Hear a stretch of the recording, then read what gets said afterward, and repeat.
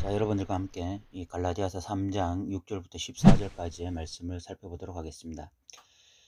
우리가 이 갈라디아서 3장 6절부터 14절까지를 살피기 위해서 우리가 먼저 한번 생각해 봐야 될 것이 있는데, 지금 이 6절부터 해서 이 14절까지의 어떤 주된 이야기가 행위가 아니라, 율법이 아니라 어떤 믿음이다, 이런 식의 어떤 논리를 사도 바울이 펼치고 있습니다. 그런데 이것을 보면서 우리가 전통적인 해석에서는 율법이 아니라 믿음이다, 이렇게 되니까 행위가 아니라 믿음이다, 그래서 행위를 배제하는 그런 믿음에 대한 강조를 상당히 많이 해왔습니다. 그러다 보니까 문제가 어떻게 되냐면, 지금도 이 한국 교회 안에 믿음에 대한 확신은 굉장히 강한 사람들인데, 그런데 실질적으로 어떤 행위가 없는 그런 그리스도인들을 심심치 않게 만나게 된다는 말입니다. 그런 사람들을 바라볼 때 그 사람들이 계속해서 이야기하는 것이 뭐냐면, 우리는 믿음으로써 의롭다함을 받는 것이지 행위로 의롭다함을 받는 것이 아니다. 그래서 우리에게 중요한 것은 하나님을 어떻게 믿고 있느냐 하는 것이지 어떻게 행하고 있는가 하는 것은 문제는 아니다, 이런 식의 생각을 하는 그런 그리스도인들을 심심치 않게 만나요. 그 사람들에게 있어서 또 로마서나 이런 갈라디아서 이런 성경 안에 이런 이신칭의를 바라보는 관점은 믿음의 반대가 행위가 되는 것입니다. 그런데 과연 사도 바울이 지금 이 3장 6절부터 14절까지 그런 식의 의미로 이것을 말했는가, 이 율법의 반대로 믿음을 이야기했는가, 아니면 다른 의미가 있는가, 이것을 우리가 한번 생각해 봐야 된다는 것입니다. 그렇다면 우리가 먼저 생각해 봐야 될 것이 무엇인가 하면, 이 사도 바울의 대적자들이 있는데 이 대적자들의 정체가 어떠냐 하는 것을 살펴보면, 지금 사도 바울이 왜 이런 논리로 이야기를 하는지를 우리가 알게 되죠. 이 갈라디아서 6장 13절을 보면, 할례를 받은 그들이라도 스스로 율법은 지키지 아니하고 너희에게 할례를 받게 하려 하는 것은 그들이 너희의 육체로 자랑하게 하렵니다 라고 이야기하고 있습니다. 그래서 이 사도 바울의 대적자들의 정체, 지금 이 갈라디아 교회에 들어와 있는 거짓 교사들의 정체가 드러나 있는데, 그들이 율법하면서 율법으로 의로워질 수 있다, 예수 외의 율법을 지킴으로써 의로워질 수 있다 라고 이야기하면서 철저하게 율법을 지켜나가던 그런 행위 구원론자들이 아니었다는 것입니다. 6장 13절에 보면 할례를 받은 그들이라도 스스로 율법은 지키지 않았다. 그러니까 이 갈라디아 교회에 들어와 있는 거짓 교사들은요, 행위 구원론자들이 아니라 율법하지만 실질적으로는 율법을 지키지 않는, 할례라고 말을 하지만 실질적으로는 율법을 지키지 않고 있었던 종교 외식자들, 위선자들을 의미하고 있는 것입니다. 우리가 그런 측면에서 지금 이 갈라디아 3장도 봐야 되는 거죠. 지금 사도 바울이 갈라디아 교회에 너희가 지금 다른 복음에 노출되어 있다, 이 다른 복음에 노출되어 있는데 그 예수 복음 외에는 다른 복음이 없다라고 이야기를 했습니다. 그렇다면 사도 바울에게 있어서 지금 문제는 율법하면서 율법으로 의롭다함을 받으려고 하는, 행위 구원을 받으려고 하는 그런 것이 문제가 아니라, 실질적으로는 율법하면서 율법을 지키지 않고 있는, 실질적으로 믿음의 삶을 살고 있지 않는 바로 그런 종교 위선자들, 종교 외식자들에 대해서 강하게 비판하고 있다는 사실, 이것이 가장 큰 카테고리예요. 이것이 가장 큰 메인 서브젝트입니다.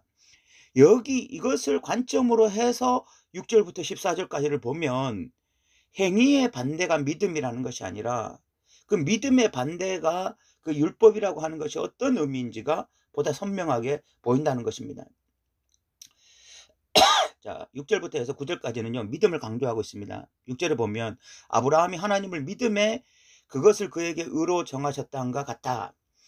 창세기 15장 6절에 보면 하나님께서 하늘의 별을 보여주시면서 아브라함에게 내 자손도 이와 같이 많게 할 것이다 라고 선언하셨습니다. 그때 아브라함이 그것을 믿었고, 그것을 창세기 15장 6절에 하나님이 그 믿음을 보시고 의롭다라고 하셨습니다. 그러니까 이 의롭다라는 것은 오직 믿음으로만 된 것이죠. 다른 어떤 할례를 행한다든지 율법을 지킨다든지 그런 일이 전혀 없을 때, 오직 그냥 하나님의 약속을 믿을 때에 그것을 의롭다라고 선언하셨습니다. 그러므로 그런즉 믿음으로 말미암는 자들은 아브라함의 자손인 줄 알지어다. 그러니까 그 이후에 믿음의 사람들, 그 아브라함이 그 믿음의 조상이라고 말을 한다면 그 아브라함의 그 자손들, 믿음의 자손들이 누구냐? 그러면 하나의 카테고리로 다 모아지는 거죠. 그것은 바로 믿음이라는 것입니다. 다른 어떤 것이 아니라 할례라는 것도 아니고 이스라엘 족속이라는 것도 아니고 오직 믿음이라고 하는 카테고리 안에서 모두 다 하나님의 자녀가 되는 거죠. 아브라함의 자손이 되는 것입니다. 다른 어떤 조건이 없는 거야.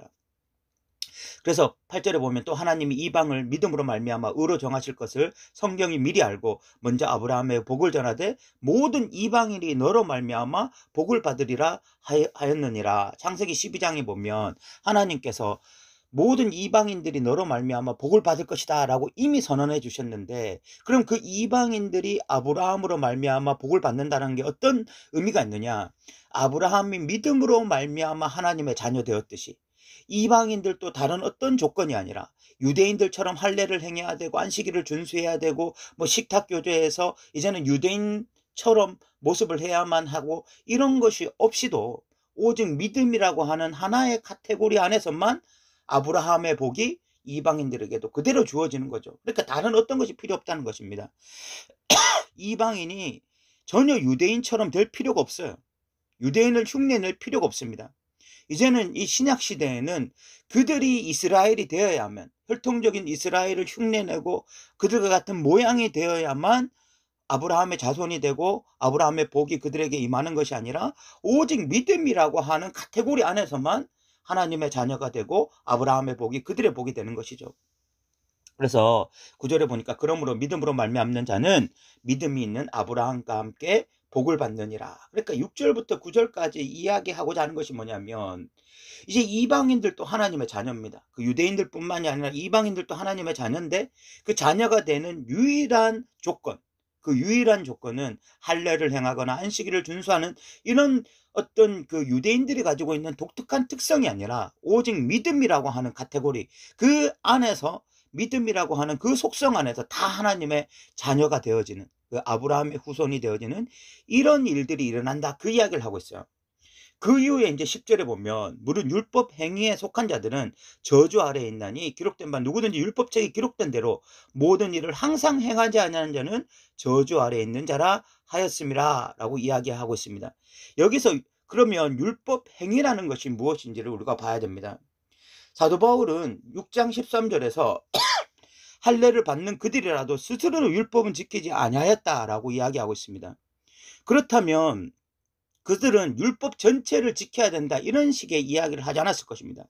그들이 강조했던 것은 할례였습니다. 안식일 준수였습니다. 그리고 식탁 교제였습니다. 그럼 여기에도 마찬가지라는 거죠. 그 율법 행위에 속한 자들은요 저주 아래 있습니다.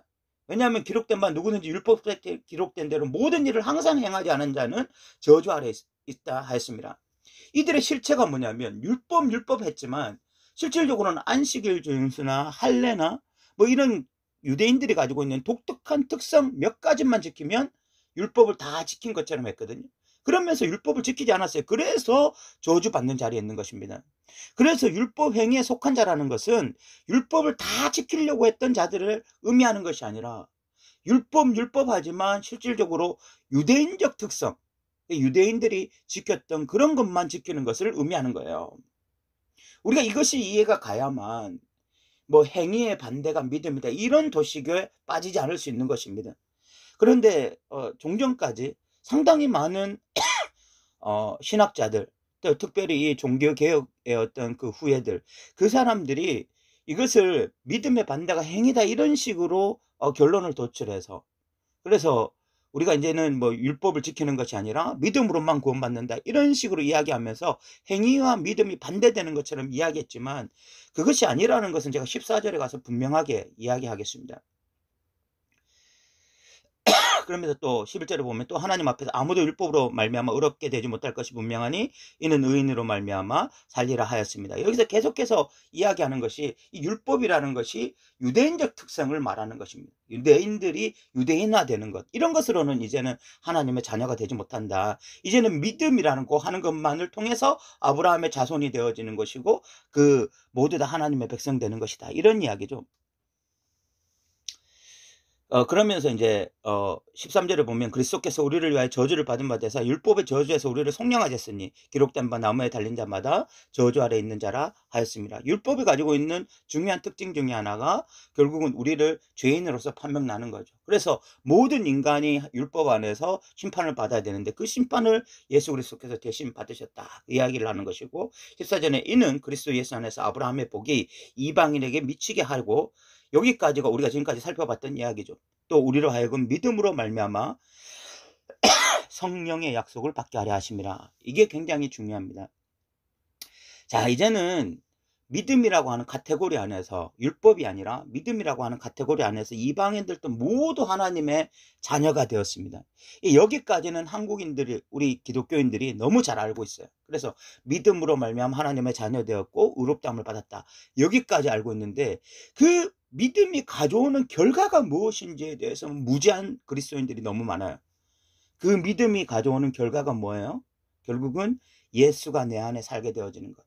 예수와의 연합이 일어나는 것이고 또한 오늘 14절에 보면 성령을 받게 되는 것입니다. 자, 이 믿음이 주는 혜택. 우리가 이 율법으로서는 도저히 감당하지 못했던 그 율법으로서는 도저히 상상하지 못했던 그 일이 일어났는데 바로 믿을 때에 성령이 우리 안에 내주하신다는 것입니다. 성령으로 시작하게 된다는 것입니다. 이것이 무엇을 의미하냐는 것입니다. 그전까지 우리가 이런 것에 대한 개념이 없었기 때문에 어떤 그 믿음의 반대말이 행위라고 생각했고 그래서 행위가 없어도 믿음으로만 구원받는다라고 생각을 했거든요. 그런 그리스도인들이 지금도 너무 많이 있습니다. 그런데 갈라디아서를 자세히 보니까 갈라디아서는 믿을 때 예수가 내 안에 살게 되어진다. 그리고 믿을 때에 성령이 내 안에 내주하시고 이제 성령으로 시작한다 이런 표현을 쓰고 있어요. 그러면 믿을 때 성령으로 시작한다는 게 도대체 뭐냐는 것입니다. 갈라디아서 5장에 보면 바로 성령으로 시작한다는 것은 성령의 열매를 맺어간다 이것입니다. 그래서 5장 22절에 보면 오직 성령의 열매는 사랑, 희랑, 화평, 오래참, 참음, 자비, 양선, 충성, 온유와 절제니 이 같은 것을 금지할 법이 없다. 금지할 법이 없다는 것이 무엇입니까? 그냥 우리 안에서 자연스럽게 이런 것들이 넘친다는 거죠. 우리가 금지하고 싶어도 우리 안에 성령이 내주하시기 때문에 성령의 열매가 나타날 수밖에 없다는 것입니다. 그러니까 우리가 과거에 가졌던 신학이 가졌던 맹점이 뭐냐면 믿음의 반대가 행위가 되니까 믿는다라고 하는데 순종이 없어요. 행위가 없어요. 성령의 열매가 없어요. 이래도 상관없는 그런 믿음들을 수없이 양성해 내었습니다. 그래서 믿는다라고 말하는데 이 땅 가운데 살 때에 예수와 상관없는 사람, 성령과 상관없는 사람들을 많이 양성해 내었습니다. 그런데 갈라디아서를 보니까 예수 믿으면 반드시 예수와 연합되어 있어야 됩니다. 예수와 상관 있는 삶을 살아야 됩니다. 내 안에 내가 죽고 예수가 살아나는 일들이 일어나야 됩니다. 이것이 첫 번째입니다. 두 번째, 성령으로 시작하는 일이 일어나야 됩니다. 내가 예수를 믿게 되어지면 그냥 믿는다라고 끝나지 않습니다. 성령이 내 안에 내주하세요. 그러면 성령으로 시작하는 일이 일어나야 됩니다. 그 성령으로 시작하는 일이 뭡니까? 성령의 열매를 맺기 시작하는 것입니다. 이것을 금지할 수가 없어요. 내가 금지하고 싶었다고 해서 금지할 수가 있는 게 아닙니다. 왜냐하면 성령이 내 안에 계시기 때문에. 여러분 만약에 지금 수도가 있는데 이거 수도를 틀면은 물이 나올 수밖에 없죠. 물이 저장되어 있다면 물이 나올 수밖에 없습니다. 그런데 석유가 저장되어 있으면 석유가 나올 것입니다. 예수님 동일한 말씀을 하셨어요. 열매로 그들을 안다고 말씀하셨습니다. 그 말씀이 바로 그것입니다. 우리가 지금 예수를 믿는다라고 말을 한다면 그냥 예수를 믿는다라는 신학적인 용어도 아니고 어떤 추상적인 용어도 아닙니다. 그것은 예수가 내 안에 살게 되는 것이고 성령이 내 안에 살게 되는 것. 그래서 성령으로 시작하는 일이 일어나는 것. 그래서 사랑, 희락, 화평, 오래 참음, 자비, 양선, 충성, 온유, 절제 이런 열매들이 나타나기 시작하는 것. 이것이 진짜 예수 믿는 삶이에요. 이런 거 없으면 지금 성령으로 시작한 것이 아니고 여전히 육체 가운데 가하고 있는 것입니다. 그 사람이 예수 믿는다라고 고백하는 게 중요한 것이 아닙니다. 예수 믿습니다라고 말하는 게 중요한 게 아니에요. 예수 믿으면 예수가 내 안에 살게 되어지고 성령이 내 안에서 시작하게 되어지는 이런 일이 반드시 일어나는 것이 갈라디아서입니다. 사랑하는 우리 더누린교회 성도 여러분, 여러분 우리 바른 신학 가운데 이 말씀이 정말 제대로 해석되어지기를 원합니다. 그래서 예수가 내 안에 살게 되어지고 예수와 연합이 일어나게 되어지고 그래서 성령으로 시작하고 성령으로 마치는 일, 성령으로 시작했다가 육체로 마치는 자들은 반드시 심판당합니다. 그들은 심판의 대상이에요. 예수 믿는다라고 말하고 신앙적 체험이 있다고 말을 하는데 결국은 그들의 삶의 어떤 열매가 세상적인 열매고 이 땅에서의 어떤 육체적인 열매로 끝을 맺는다면 그 사람들은 심판의 대상입니다. 성령으로 시작해서 성령으로 마치는 자들이 하나님의 자녀들입니다. 이것이 갈라디아에서 말하는 것입니다. 우리 모두 다 이런 믿음의 사람들로 살아갈 수 있기를 바랍니다. 오늘도 들어주셔서 감사합니다.